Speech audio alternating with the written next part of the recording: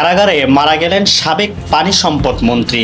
কার্যক্রম নিষিদ্ধ আওয়ামী লীগের প্রেসিডিয়াম সদস্য ও ঠাকুরগাঁও এক আসনের সাবেক সংসদ সদস্য রমেশ চন্দ্র সেন কারাবন্দী অবস্থায় মারা গিয়েছেন।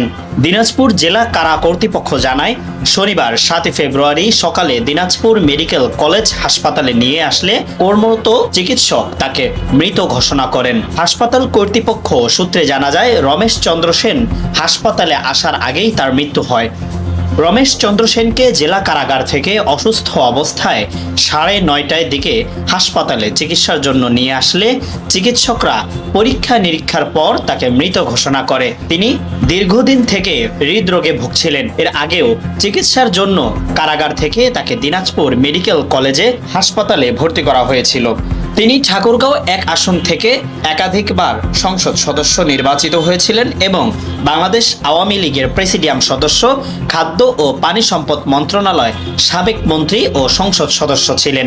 2024 সালে ছাত্র জনতার অভ্যুত্থানের পর তিনি গ্রেফতার হন। এরপর থেকে দীর্ঘদিন তিনি দিনাজপুর জেলা কারাগারে ছিলেন। নাদিম শেখ আদর, লিড নিউজ।